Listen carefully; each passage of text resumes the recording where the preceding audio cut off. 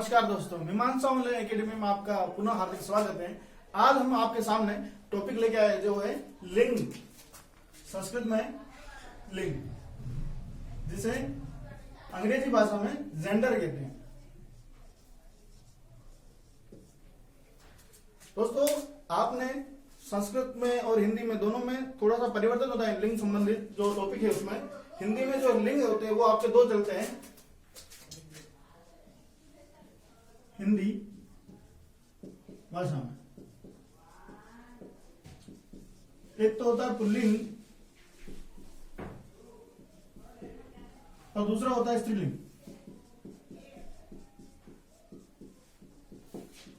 लेकिन दोस्तों, संस्कृत जो भाषा है उसमें लिंगों के तीन प्रकार बताए गए हैं।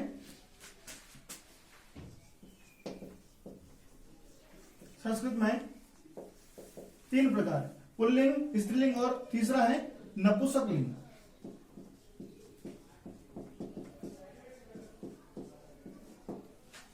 तो दोस्तों, सबसे पहले लिंग क्या होता है उसको जानने के लिए इसकी परिभाषा, जैसे कि किसी भी वस्तु या स्थान, जाति से नर या स्त्री जाति का जब बोध होता है तो उसे हम लिंग कह सकते हैं, जिसमें हमने संज्ञा शब्द, सर्वनाम शब्द, कुछ भी जो भी शब्द होता है उन शब्दों से क्या होता है कि पुरुष और स्त्री जाति का अगर बोध हो तो उसे क्या कहेंगे, लिंग कहेंगे। व्याकरण में जिन शब्दों से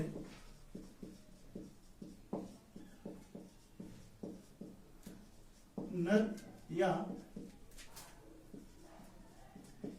स्त्री जाति का बोध हो उसे लिंग कहेंगे।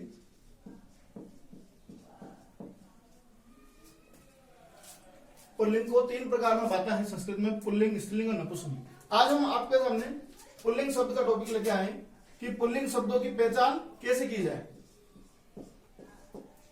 कुछ शब्द ऐसे होते हैं जो हमें पता ही नहीं रहता ये शब्द पुल्लिंग है या नपुंसकलिंग है या स्त्रीलिंग शब्द है। तो कुछ ऐसे नियम हैं जिनसे हम आज पढ़ के बताएंगे कि ऐसे शब्द जो हमेशा पुल्लिंग में रहते हैं। तो आए लिंग निर्धारण संबंधी नियम में सबसे पहले हम पुल्लिंग के बारे में पढ़ेंगे कि पुल्लिंग के कुछ ऐसे शब्द जो हमेशा पुल्लिंग में रहते हैं, जैसे अच प्रत्यान शब्द। अच प्रत्यान, जिस शब्द के अंत में अच प्रत्यय लगा हुआ होगा तो वो शब्द क्या होगा, हमेशा पुल्लिंग शब्द होगा। जैसे नरह, विजय, शोक, विहार, त्याग, भाव इत्यादि। देखो यहाँ पे अच का मतलब यह हुआ कि जिस शब्द के पीछे अंत में क्या हो, अ हो। देखो इस शब्द के पीछे अ लगा हुआ और विसर्ग लगी हुई। दूसरा नियम है अपना कि घय प्रत्यान शब्द। घय प्रत्यय से जितने भी शब्द है, ये ध्यान रखना, घय जो शब्द है ये भाववाचक शब्द है। भाववाचक जो नपुंसक लिंग में, पुल्लिंग शब्दों में बनाने के लिए काम में लिया जाता है, जिसमें घय में अशेष रहता है। य और ग की संज्ञा होकर अशेष रहता है। तो इसके भी शब्द बनते हैं, जैसे इसके पीछे देखो राग, पाठ, नाश, दाह, अभिशाप इत्यादि शब्द। तो इन शब्दों के पीछे भी देखो अंत में अवर्ण लगा है, इस वजह से ये शब्द भी क्या कहलाएंगे, घ प्रत्यान शब्द, पुल्लिंग शब्द। अब बात करते अपप्रत्यान।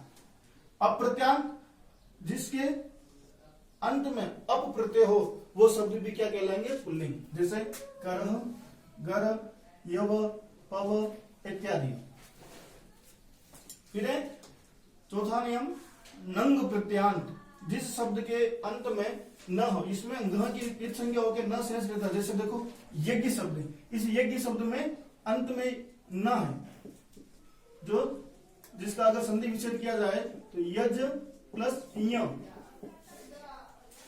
जो नासिका का पंचम वर्ण है। विषण, देखो इसके पीछे अंत में न है, कृष्ण, यत्न। फिर की प्रत्यान शब्द। यहाँ पे की का मतलब होता है कि जिस शब्द के अंत में ई हो, छोटी ई हो वो शब्द। दो इकारांत, जितने भी इकारांत शब्द हैं पुल्लिंग वो सारे के सारे शब्द क्या होंगे, पुल्लिंग शब्द कहलाएंगे, इकारांत शब्द, जिसके अंत में छोटी ई आए, ई प्रत्यांत, तो इसका यहाँ पे की प्रत्यय ले लिया। तो जैसे संधि, देखो संधि शब्द में ई छोटी है, तो संधि, विधि, निधि, व्याधि, आदि, कवि, मुनि, हरि, कपि, जिस शब्द के अंत में क्या हो, ई हो, वो शब्द भी क्या कहलाएंगे, पुल्लिंग शब्द। अब बात करते हैं इमनिच प्रत्यांत शब्द। संस्कृत में प्रत्यय है इमनिच प्रत्यय, जिसका अंत में क्या हो जाता, इम सेंस रहता है। ठीक है, तो यहां पे इमनिच प्रत्यय में देखो शब्द आया महिमा, लघिमा। जैसे ये शब्द महिमा में देखो आ अंत में, तो अपन क्या करेंगे, वहां पे महिमा शब्द एग्जाम में आया कि ये शब्द पुल्लिंग है या स्त्रीलिंग, तो अपन क्या, आप ये सोचोगे कि यहाँ पे महिमा शब्द किसी लड़की का नाम हो सकता है, लेकिन ये क्या, इस शब्द में इमनिच प्रत्यय होने के कारण ये शब्द क्या होगा, पुल्लिंग शब्द में जाएगा। तो यहाँ पे देखो महिमा, लघिमा, श्वेतिमा, मधुरिमा, जैसे मधुरिमा शब्द भी है, ये भी एक स्त्री का नाम है, किसी लड़की का नाम है मधुरिमा। तो यहाँ पर हम क्या करना है कि इमनिच प्रत्यांत के जितने भी शब्द होंगे वो सारे क्या होंगे, पुल्लिंग शब्द होंगे, इस बात का ध्यान रखना। फिर है तत्सम शब्द, अकारांत शब्द। तत्सम शब्द, हालांकि शब्द जितने होते हैं संस्कृत वो तत्सम शब्द कहलाते हैं, तो तत्सम शब्द में वही शब्द होंगे जो अकारांत हो, क्या हो, अकारांत, जैसे जल, पवन, उपवन, धर्म, गगन इत्यादि। ये कुछ शब्द हैं जो एग्जाम में आने वाले, जैसे तो इंपोर्टेंट शब्द है, तो वो शब्द लिए हैं। तो तत्सम अकारांत जितने भी शब्द होंगे वो सारे क्या होंगे, आपके पुल्लिंग शब्द होंगे। फिर अन अंता शब्द, कि जिस शब्द के अंत में अन लगा हुआ, क्या लगा हुआ, अन, जैसे राजन, आत्मन, पठन, गठन इत्यादि।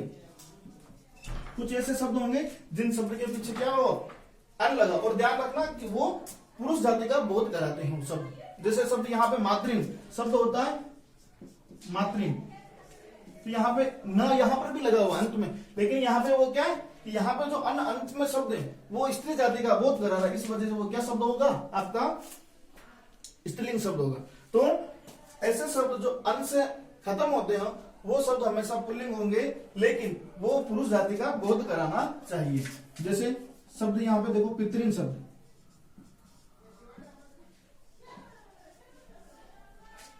तो ये शब्द पुरुष जाति का बोध कराता है, इसलिए ये शब्द भी क्या होगा, अपना पुल्लिंग शब्द होगा।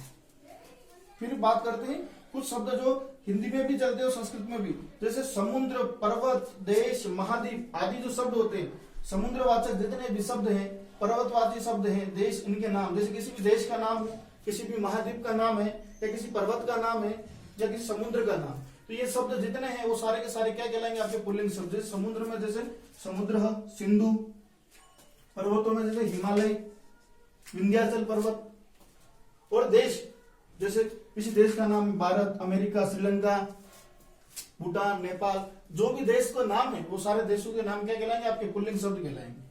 फिर शब्द कह रहा है देववाचक शब्द, असुरवाचक शब्द। देववाचक जो देव जाति का बोध कराते हो और असुर जाति का बोध कराते हो वो शब्द क्या कहलाएंगे, आपके पुल्लिंग शब्द कहलाएंगे। जैसे देव, विष्णु, दानव, सुर, असुर, दैत्य, ये जो शब्द हैं जिसमें किसी भी देवता का नाम भी हो सकता है, जैसे इंद्र, ब्रह्मा, शिव, विष्णु, दैत्य, दैत्यों में भी नाम। लेकिन ध्यान देने वाली बात यह है कि यहाँ पे शब्द है देवता, एग्जाम में पूछा देवता शब्द, इसका लिंग निर्धारण करना कि पुल्लिंग शब्द है या स्त्रीलिंग शब्द है। तो आप वहां पे अगर ये नियम याद हो कि देववाचक, तो देववाचक का शब्द यहाँ पे देवता शब्द है, तो आप भी सोचोगे कि ये पुल्लिंग शब्द। लेकिन ध्यान देने वाली बात यह कि देवता शब्द हमेशा स्त्रीलिंग में चलता है, तो यहाँ पे ये ध्यान रखना, ये अपवाद है कि देवता शब्द स्त्रीलिंग। और हम यहाँ पे असुर शब्द की बात करें, असुरवाचक शब्द, असुर में राक्षस शब्द कहते हैं, हिंदी में राक्षस, जो हिंदी शब्द है राक्षस शब्द, यहाँ पे ये राक्षस शब्द है, ये नपुंसकलिंग शब्द। ध्यान देने वाली बात यहाँ पे कि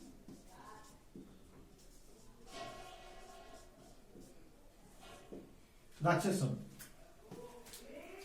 फिर बात करते हैं अगले की समयवाचक, पर्वतवाची, यज्ञवाचक, मासवाचक शब्द। क्या कह रहा कि जो शब्द समय का बोध कराए, क्या जो शब्द समय का बोध कराए और पर्वतवाची, ऐसे शब्द जो पर्वत शब्द होंगे, यज्ञवाचक और मासवाचक। जैसे समयवाचक में देखिए, जैसे दिवस, काल, पक्ष, दो पक्ष होते हैं, कृष्ण पक्ष और शुक्ल पक्ष, वर्ष, ये जो शब्द है समय का बोध कर रहे हैं, ये समय का, तो इसलिए ये शब्द। लेकिन ध्यान देना कि यहाँ पे एक शब्द युक्त और है, संस्कृत में अहन कहते हैं, जिसका अर्थ होता है दिन। यहाँ पे ये अहन शब्द है, ये नपुंसकलिंग शब्द। ध्यान देना कि संस्कृत में दिन को अहन कहते हैं, तो ये नपुंसकलिंग शब्द है।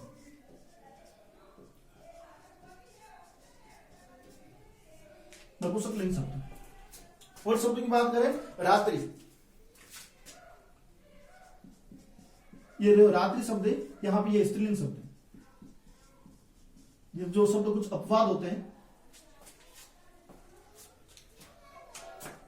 यज्ञवाचक शब्द, यज्ञवाचक शब्द जैसे, तो उससे पहले पर्वतवादी शब्द आए, तो पर्वत में देखो गिरी, शेल, ये जो शब्द है, गिरी का मतलब पर्वत, शेल का मतलब कि पर्वत होता, सबसे बड़ा पहाड़, पर्वत है। फिर यज्ञवाचक शब्दों की बात करें, जैसे अध्वरः, क्रतु, होता, पुरोहित,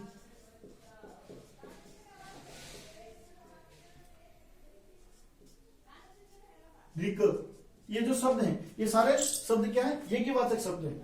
जैसे होता क्या होता है, ऋग्वेद को संपन्न करने वाला होता, तो यहाँ पे ये जो शब्द है ये क्या कहलाएंगे, आपके पुल्लिंग शब्द। फिर मासवाचक शब्द की बात करें, जो आपके 12 मास चलते हैं संस्कृत में, चैत्र, वैशाख, जेठ, आषाढ़, श्रावण, भाद्रपद आदि जो मास है, वो सारे के सारे क्या होंगे, आपके पुल्लिंग शब्द। फिर ग्रहों के नाम, जितने भी ग्रह हैं, सूर्य, चंद्र, बुध, शुक्र, बृहस्पति, ये सारे के सारे ग्रहों के नाम क्या कहलाएंगे, आपके पुल्लिंग शब्द। लेकिन ध्यान देने वाली बात यहाँ पे है कि जो पृथ्वी शब्द है, ये भी एक ग्रह है, लेकिन ये पृथ्वी शब्द स्त्रीलिंग शब्द है।